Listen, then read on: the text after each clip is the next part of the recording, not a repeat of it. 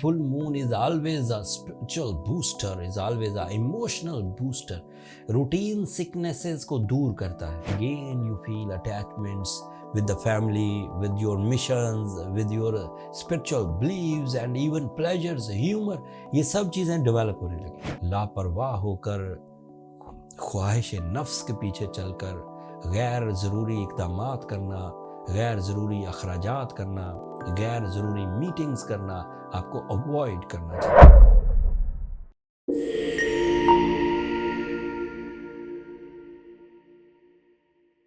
अस्सलाम वालेकुम जेमिनाइज, मैं हारिस अज़मी प्रोफेशनल एस्ट्रोलॉजर आपकी खिदमत में हाज़िर हूँ इस हफ्ते की एस्ट्रोलॉजिकल रिसर्चेस के साथ.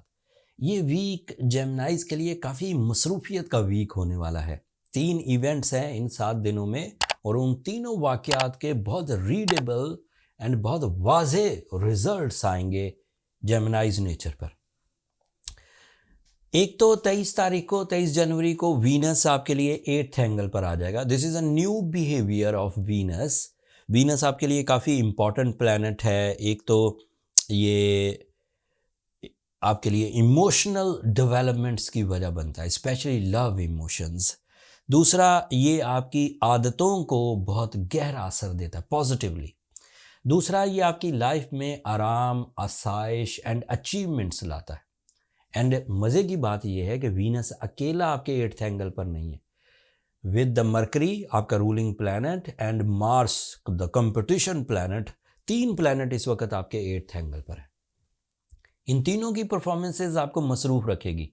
कभी आप अपनी आदतों पर काबू पाने की कोशिश कर रहे होंगे, कभी आप अपने मूड पर काबू पाने की कोशिश कर रहे होंगे, कभी आप अपनी वीकनेसेस जो लाइफ की वीकनेसेस होती हैं, जैसे कर्ज़े हो गए हों, जैसे बीमारी लग गई हो, जैसे नाराज़गियाँ हो गई हों, जैसे कोई इंसल्ट हो गई हो, जैसे किसी तरह की कोई कानूनी पेचीदगी आ गई हो, इस तरह की वीकनेसेस को रिपेयर करने के लिए ये टाइम बहुत ज़बरदस्त टाइम है.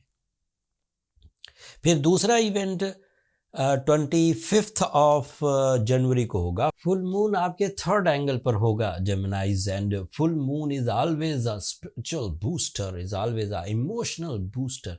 रूटीन सिकनेसेस को दूर करता है. वो तमाम ट्रबल्स जो आप अपने अंदर जज्बात की कमी की वजह से देखते हैं, जैसे दिल का ना लगना, जैसे ज़िम्मेदारी निभाने को दिल ना करना, जैसे ज़िंदगी में से मज़ा या जो दिलचस्पी है उसकी कमी, जैसे ही फुल मून आपके 3rd एंगल पर होगा ये सब चीज़ें रिवर्स होने लगेंगी. And again you feel attachments with the family, with your missions, with your spiritual beliefs and even pleasures, humor, ये सब चीज़ें डेवलप होने लगेंगी. तीसरा इवेंट 27 ऑफ जनवरी को आएगा. यूरेनस डायरेक्ट हो जाएगा. बड़े दिनों बाद मैंने यूरेनस की बात छेड़ी है. यूरेनस आपके 12th एंगल पर है. तमाम वो नेशनल या इंटरनेशनल टाइप के एजेंडाज जिसमें आपको अपॉर्चुनिटीज़ दरकार थी, यू आर रेडी. आप अपने टैलेंट में रेडी थे, आप अपनी प्लानिंग में रेडी थे, आप अपने रिसोर्सेज में रेडी थे, बट आपके पास मौक़ों की मिकदार कम थी. उम्मीद ये है 27 ऑफ जनवरी से आपकी किस्मत में, आपकी टाइम बिहेवियर में कुछ नई अपॉर्चुनिटीज़ आएंगी जो आपको सडन गेंस की तरफ लेकर जाएंगी, तेज़ी से तरक्की की तरफ लेकर जाएंगी, ट्रबल रिपेयर होगी. आपके लिए सैटर्न आपके 10th एंगल पर है. This is another positive thing for your career. So overall देखा जाए, कैरियर सेक्टर हो, इमोशनल सेक्टर हो, कंपटीशन एबिलिटीज़ हो, लव लाइफ हो, स्पिरिचुअलिटी हो, इमोशनल एबिलिटीज़ हो, ये सब इन्हेंस होती हुई नज़र आ रही है जेमिनाइज.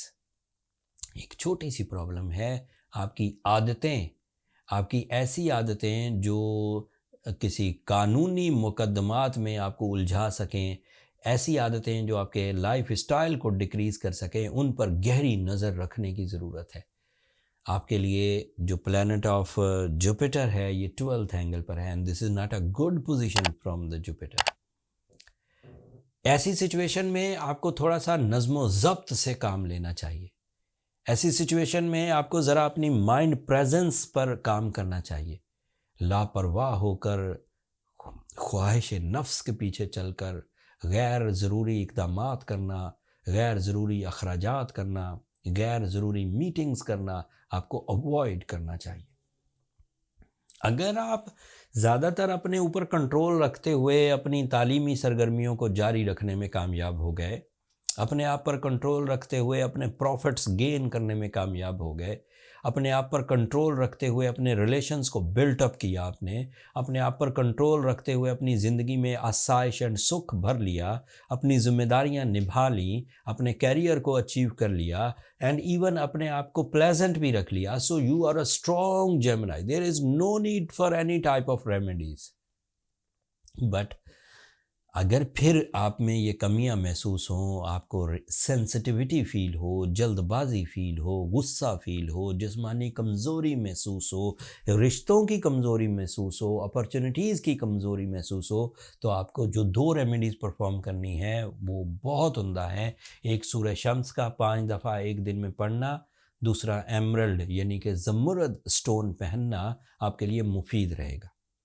ये 2 ऐसी रेमेडीज़ हैं जिनसे साइंटिफिक वैल्यूज़ भी फुलफ़िल हो जाएंगी एंड स्पिरिचुअल वैल्यूज़ भी फुलफ़िल हो जाएंगी. आप खैर और बरकत भी हासिल कर लेंगे एंड साइंटिफिकली जो ट्रबल्स हैं उन्हें रिपेयर, रिपेल या पीछे धकेलने में भी आपको मदद मिलेगी. स्टोन बाय करने पर मैं नेचुरल स्टोन बाय करने पर पिछले दिनों से इसलिए एम्फेसाइज कर रहा हूँ कि वो मेन ट्रीटमेंट सोर्स है. अगर वो अननेचुरल हुआ, अगर वो लैब क्रिएटेड हुआ, अगर वो कलर इन्हेंस्ड हुआ, तो कोई ना कोई वीकनेस रहेगी एंड आपका ट्रीटमेंट पूरा नहीं हो सकेगा. अगर आप नॉलेज रखते हैं स्टोन बाइंग की, फिर मुश्किल नहीं है, आप ग्रेड भी कर सकेंगे, क्लैरिटी भी चेक कर सकेंगे, ग्रेविटीज़ को भी देख सकेंगे, रिफ्लेक्शंस को भी देख सकेंगे. सो आपको मुश्किल नहीं होगी स्टोन बाय करने में. बट अगर आपके पास तजर्बा नहीं है स्टोन बाय करने का, तो फिर आपको एस्ट्रोजेम्स पर एतमाद करना चाहिए. हमने वो तमाम फैक्टर्स जो ट्रीटमेंट के लिए ज़रूरी हैं उन्हें देखभाल कर फिर अपनी स्टोन इन्वेंट्री क्रिएट की है.